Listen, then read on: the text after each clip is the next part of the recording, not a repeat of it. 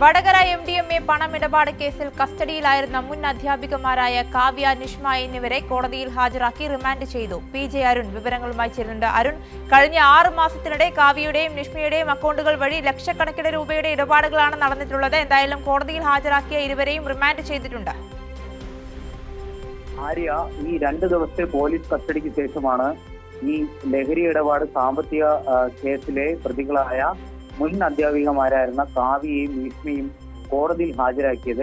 ചോദ്യം ചെയ്യലിൽ കേസിനെ സംബന്ധിച്ച് നിർണായക വിവരങ്ങളാണ് പ്രത്യേക അന്വേഷണ സംഘത്തിന് ലഭിച്ചിരിക്കുന്നതെന്നാണ് പ്രാഥമികമായ വിവരം.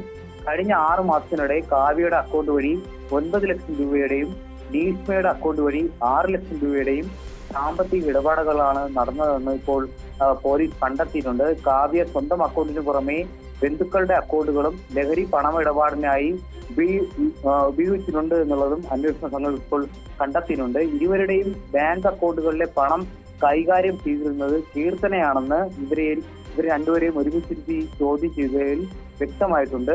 ഇതിലേറ്റവും പ്രധാനപ്പെട്ട സംഭവം എന്ന് പറഞ്ഞാൽ പ്രധാന പ്രതിയായിട്ടുള്ള ഈ വയനാട് സ്വദേശിയെ ഇതുവരെയും പിടികൂടാൻ കഴിഞ്ഞിട്ടില്ല എന്നുള്ളത് പോലീസിന് മുൻപിൽ ഒരു പ്രതിസന്ധിയായി നിൽക്കുന്നുണ്ട്. എന്തായാലും ഇരിട്ടി സ്വദേശിയായ ജിതിൻ കുര്യാക്കോസാണ് ഈ ഒരു 3 പേരുടെയും സാമ്പത്തിക ഇടപാടുകൾ നിയന്ത്രിച്ചിരുന്നത്. ഇയാളെ ഇപ്പോഴും റിമാൻഡിൽ കഴിയുന്നുണ്ട്. അത് നമ്മുടെ പയ്യോളി പോലീസ് സ്റ്റേഷനിൽ രജിസ്റ്റർ ചെയ്ത കേസിൽ ഇയാളെയും പ്രതി ചേർത്തിട്ടുണ്ട്. ജിതിൻ ഇപ്പോൾ നിലവിൽ റിമാൻഡിലാണ് കഴിയുന്നത്.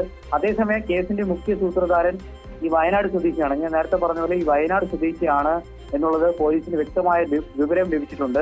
ഇവരെല്ലാവരും എന്നാണ് ഈ മുൻ അധ്യാപിക ആയിട്ടുള്ള കാവ്യ, നിഷ്മ, കീർത്തന എല്ലാവരെയും ഏകോപിച്ചിട്ടുള്ളത്. ഇയാളെ കണ്ടെത്താനുള്ള ശ്രമത്തിലാണ് വടകര പോലീസ്. എന്തായാലും ഇന്ന് ഈ 2 ദിവസത്തെ ചോദ്യം ചെയ്യലിന് ശേഷം ഇവരെ വീണ്ടും ജയിലിൽ റിമാൻഡിൽ എത്തിച്ചിട്ടുണ്ട്, ജുഡീഷ്യൽ കസ്റ്റഡിയിൽ എത്തിച്ചിട്ടുണ്ട്.